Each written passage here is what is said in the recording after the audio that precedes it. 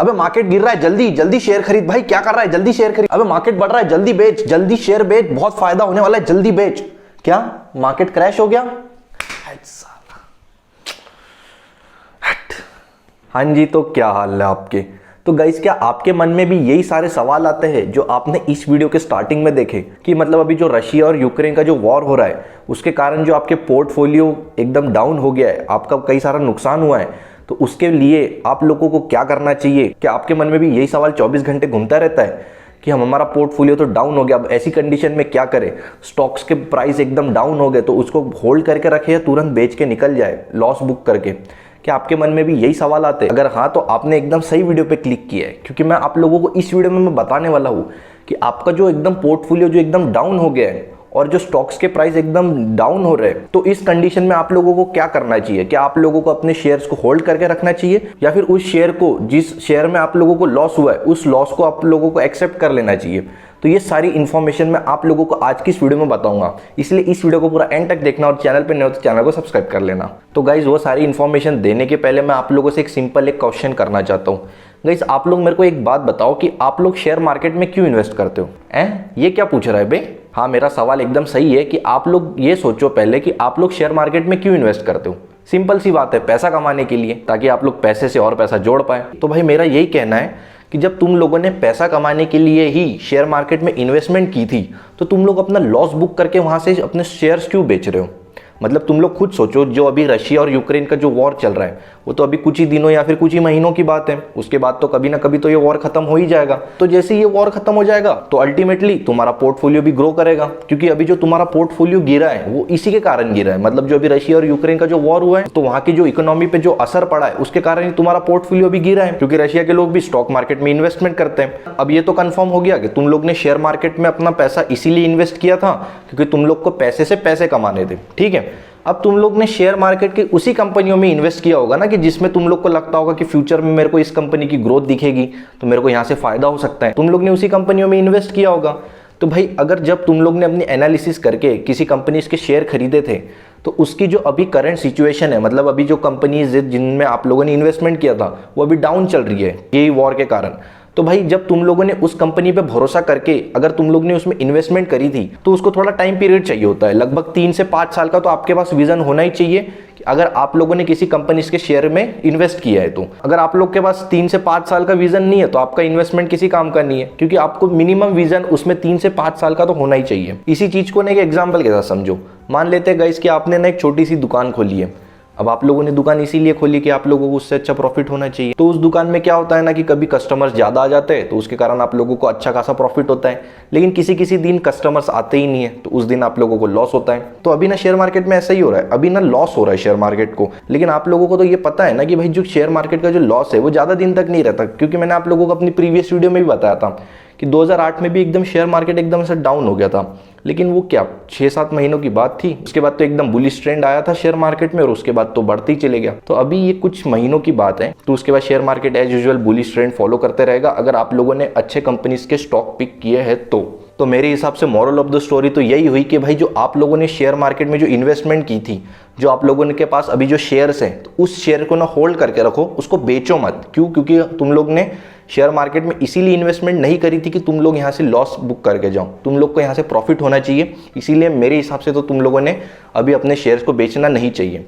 अब दूसरा सवाल ये होता है कि भाई जो सर हमारा पोर्टफोलियो जो इतना गिर रहा है, जो हमारे पैसे जो हमने 100 रुपये का एक शेयर खरीदा था जो आज की डेट में 70 से 80 रुपये का हो गया है, मतलब आप लोगों को लॉस हो गया है। तो उसके पीछे आप लोगों को मान लेते हैं अगर आप लोगों ने 10,000 रुपये इन्वेस्ट किए थे तो आज के हिसाब से वो आपके 6-7 हज़ार ही है।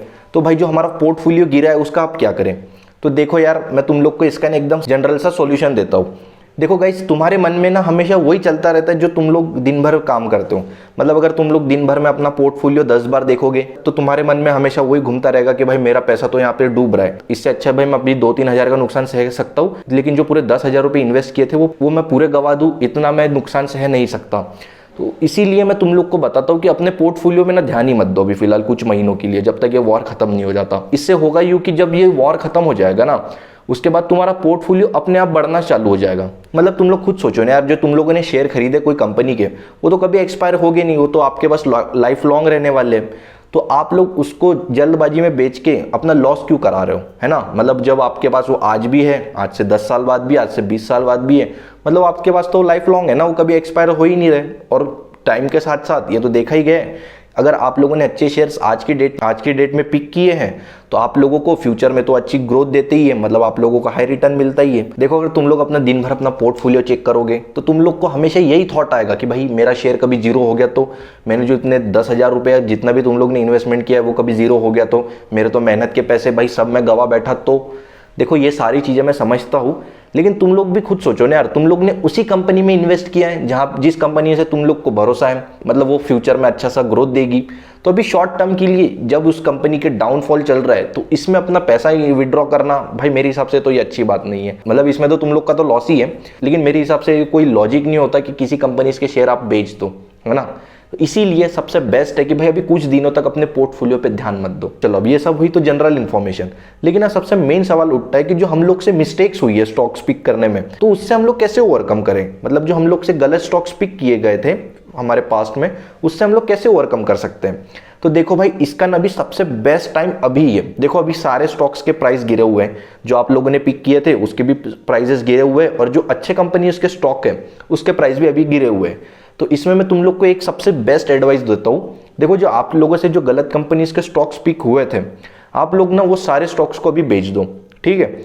और उसको बेच के आप लोग वो कंपनीज के स्टॉक पिक करो जो स्टॉक्स अच्छे हैं।